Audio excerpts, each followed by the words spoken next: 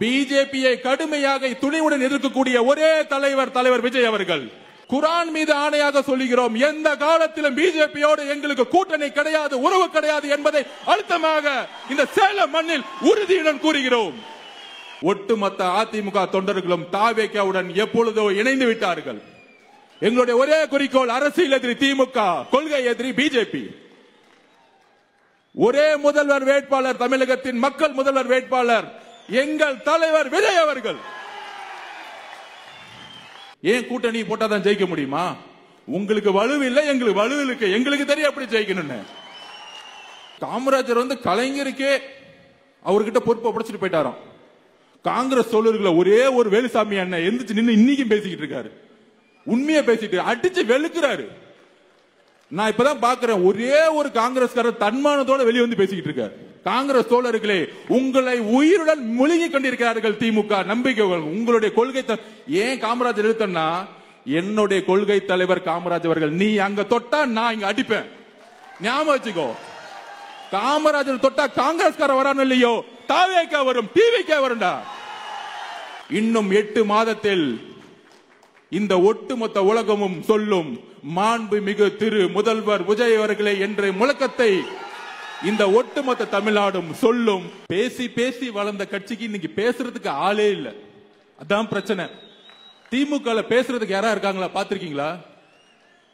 டிவில பத்திரிகையாளருங்கிற போர்வையில ஏதாவது ஒரு அமைச்சரோ ஒரு எம்எல்ஏவோ யாராவது ஒரு ஆள் என்னுடைய கொள்கை, என்னுடைய ஆட்சி, என்னுடைய முதல்வர், என்னுடைய துணை முதல்வர் எவ்வளவு சிறப்பா நிர்வாகம் பண்ணிட்டு இருக்காரு பாத்தீங்களா அப்படின்னு சொல்றதுக்கு யாரா வராங்களா? ஏன் வரல? நம்ம ராஜ்மோகன் அண்ணனை பார்த்து கடுமையான கேள்விகள். நம்ம ஏதோ 50 வருஷமா ஆளுங்கட்சி ஆகி, நம்ம ஏதோ நம்ம புலவைக்கு துணை முதலமைச்சர் கொடுத்து, நம்ம ஏதோ மெடிக்கல் காலேஜ் கட்டி ஏதோ ஊழல் பண்ணிட்டு இருக்க மாதிரி நம்மளை பார்த்து இவ்வளோ கேள்விகள் வந்துட்டு இருக்கு.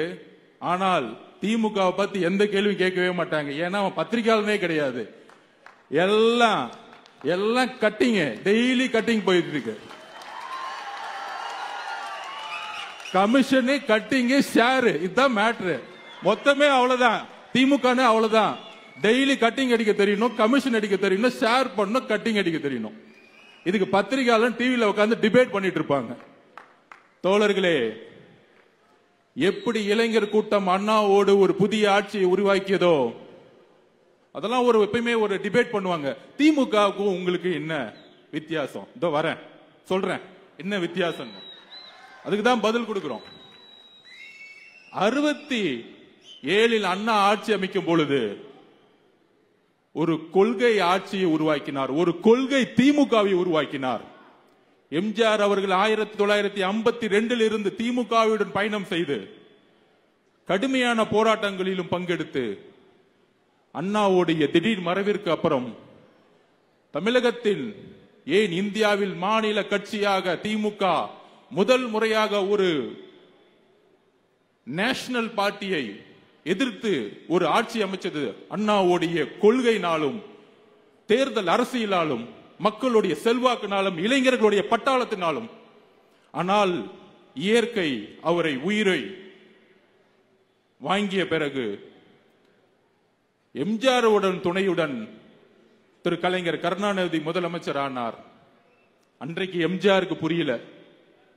தன்னுடைய நண்பன் முதலமைச்சர் ஆகணும்னு நினைச்சாரு, கொள்கைவாதி நினைச்சாரு. ஆனா 71 மிகப்பெரிய வெற்றி பெற்ற பிறகு,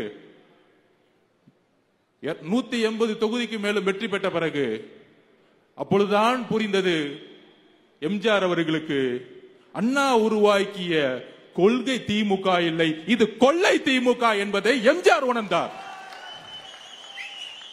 அந்த எம்ஜிஆருடைய ஒரே உணர்வில் எப்படி அன்றைக்கு தீய சக்தி என்று ஒரு குடும்பம் தமிழ்நாட்டை ஆண்டு கொண்டிருக்கிறது என்பதை உணர்ந்து எப்படி எம்ஜிஆர் அவர்கள் அண்ணா திமுகவை உருவாக்கினாரோ, இன்றைக்கு தமிழக வெற்றி கழகம் தலைவர் விஜய் அவர்கள் அதே உணர்வுடன் சமூக நீதி பேசி, பெரியாரிசம் பேசி, மார்க்சிசம் பேசி, எல்லாவற்றையும் பேசி பேசி பேசி பேசி எதிர்கட்சியாக இருக்கும் பொழுது ஒரு நிலைப்பாடு, ஆனால் எதிர்கட்சியாக இருந்து ஆளுங்கட்சியான ஆளுடன் கொள்ளை மட்டுமே ஒரே கொள்கையாக இருக்கக்கூடிய அமைச்சர்களையும் ஒரு குடும்பத்தையும் உருவாக்கியதுதான் கலைஞருடைய வெற்றி. கலைஞர் கூட ஒத்துக்கலாம் ஒரு விதத்துல, கொள்கையில சில இடத்துல பெரியாருடைய கொள்கையில ஒத்து போவாரு, ஊழல குடும்பம் முழுசும் பரப்பிடுவாரு. ஆனால் இன்றைக்கு இருக்கக்கூடிய முதல்வர் திமுக அவருக்கு என்ன வேறுபாடு? கொள்கையும் இல்ல, ஒன்லி கொள்ளை தான், ஒன்லி ஊழல் தான். அதனாலதான் அமைச்சர் பாத்தீங்கன்னா பேச வராது. யாராச்சும் திரு செந்தில் பாலாஜி அவர்கள் பெரிய பெரியாரிஸ்ட் ஒத்துக்க முடியுமா? இதுதான் திமுக, இதுதான் திமுக. அண்ணன் வேலு அவர்கள் ஒரு பெரிய மார்க்சிஸ்டிய சித்தாந்தவாதின்னு சொல்ல முடியுமா? மக்களே, இப்பொழுது தெரியுதா திமுக எங்கு வலுவிழந்திருக்கிறதுன்னு? இப்பொழுது தெரியுதா இங்கு ஏன் பிஜேபி வளர்ந்து கொண்டிருக்கிறது என்று? திமுகவுடைய ஊழல்கள் தான் பிஜேபியை வளர்த்துக்கிட்டு இருக்கு. அப்ப உடனே அடுத்த கொஸ்டின், நீங்க ஏன் அதிமுகவை எதுக்கல? நண்பர்களே, போன்ற ஆட்சியில ஜிஎஸ்டி, நீட், சிஏஏ எல்லா போராட்டங்களிலும் அன்றைக்கு இருந்த ஆளும் அரசு ஒன்றிய அரசுடன் சேர்ந்து பயணித்த பொழுது நம்மளுடைய குரல் ஒலித்தது. குரல் ஒலிக்காமல் தலைவர் விஜய் அவர்கள் நீட்டுக்கு எதிரான போராட்டத்தை பங்கெடுத்தார், ஜல்லிக்கு எதிரான போராட்டத்தில் பங்கெடுத்தார், சிஏஏக்கு எதிரான போராட்டத்தில் பங்கெடுத்தார். அன்றைக்கு அவர் அரசியல்வாதி இல்ல, ஒரு சாமானிய மனிதனாக பங்கெடுத்தார். ஆனால் ஏன் நாங்கள் அதிமுகவை எதிர்க்கவில்லை அப்படிங்கிற ஒரு கேள்வியை பரப்புறாங்க. 1972 எம்ஜிஆர் அவர்கள் உருவாக்கிய பொழுது ஒரே குறிக்கோளில் உருவாக்கினார்.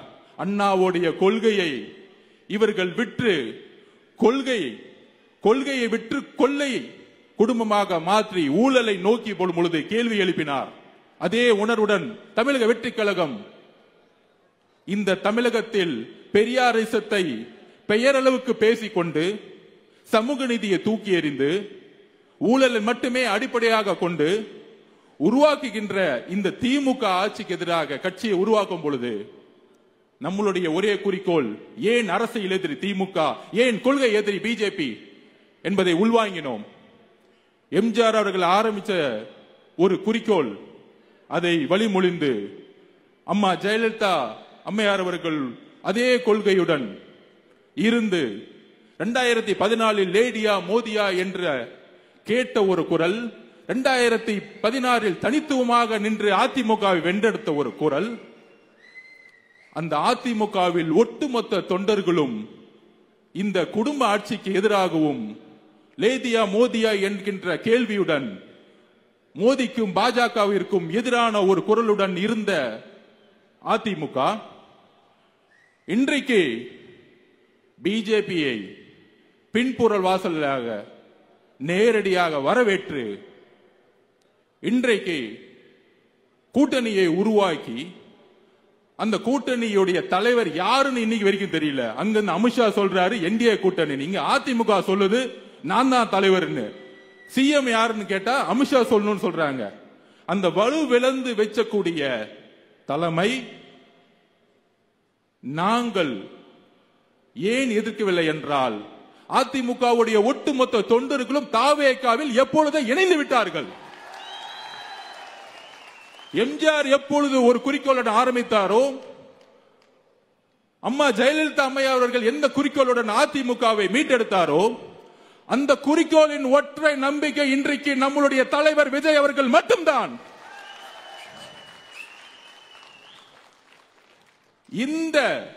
இந்த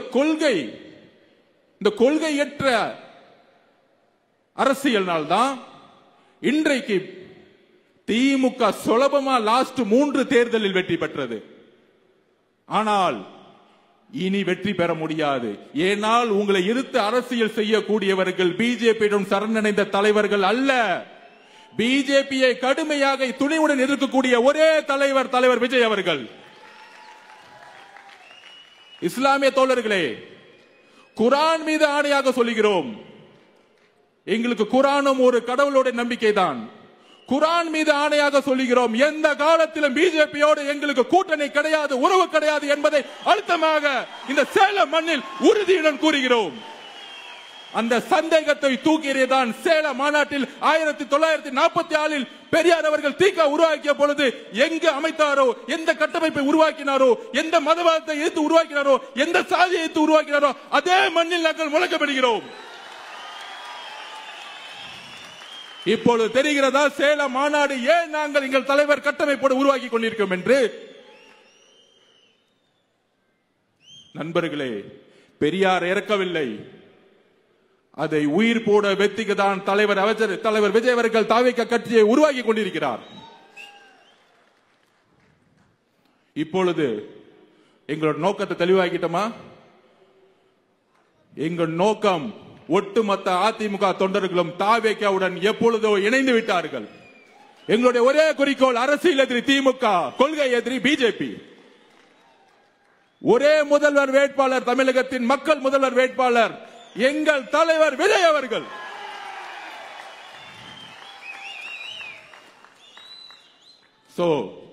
அஜெண்டா கிளியர் பண்ணிட்டோம். இந்த பத்திரிகையாளர்கள் எல்லாம் பேசிட்டு இருப்பாங்க பாருங்க, டிவில உட்கார்ந்து, எல்லாத்துக்கும் நீ மெசேஜ் கொடுத்துட்டோம். போன ஆட்சி ஏன் பத்தி பேசல, போன ஆட்சிக்கு முன்னாடி என்ன பேசல, அடுத்த 4 மாதங்கள் உங்களுக்கு புரியும் எப்படி ஒரு புரட்சியை தலைவர் விஜய் அவர்கள் உருவாக்க போகிறார். மக்கள் சந்திப்பு புரிய வைக்கும். திமுக கூட்டத்தில் கவர்மெண்ட் பஸ்ஸை யூஸ் பண்ணி கூட்டத்தை கூட்டி திமுக காரங்க தன்னுடைய நிர்வாகத்தை பத்தி பேசாம தாவேகாவை எப்படி திட்டணும்னு சொல்லிட்டு பேசிட்டு இருப்பாங்க.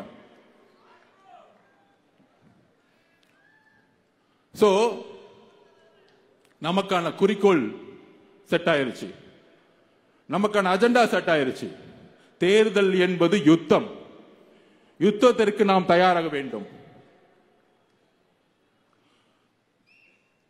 அப்படி உடனே கேட்பாங்க, தாவேகாக்கு கட்சியோடைய பலம் இல்லையே, அங்கெல்லாம் இளைஞர் கூட்டம் தானே இருக்கிறாங்க.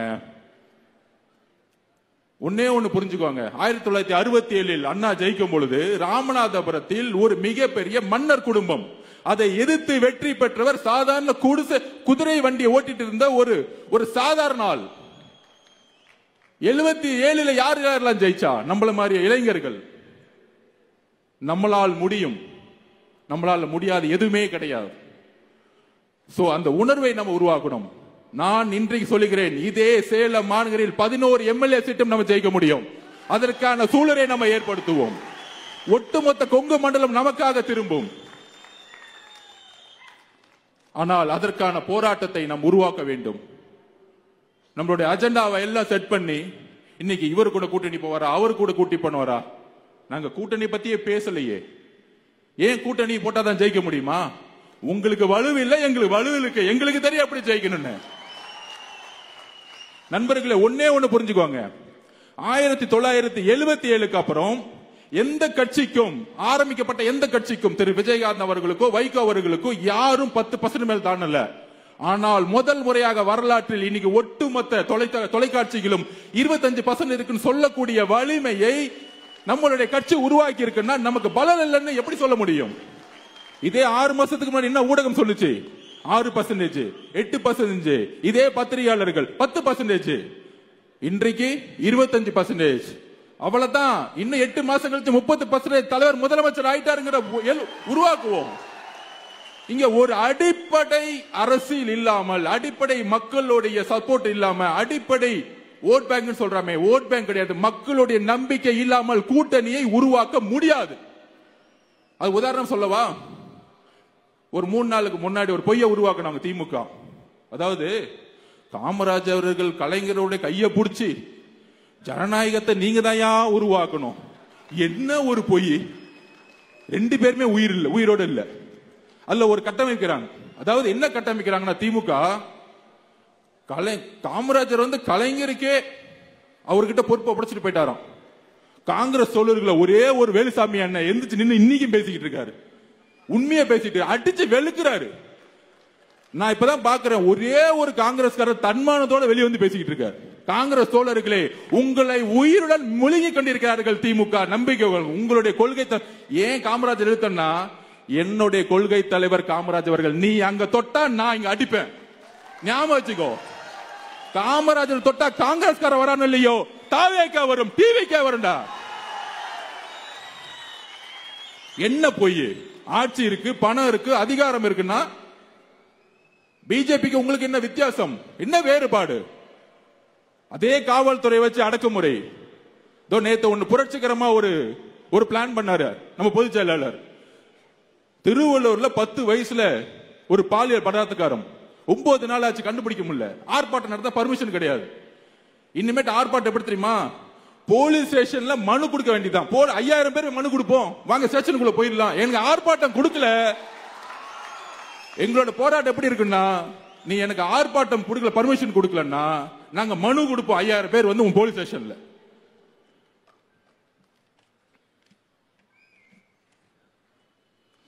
சோ நண்பர்களே, நமக்கான குறிக்கோள், நமக்கான யுத்தம் உருவாக்கப்பட்டு விட்டது.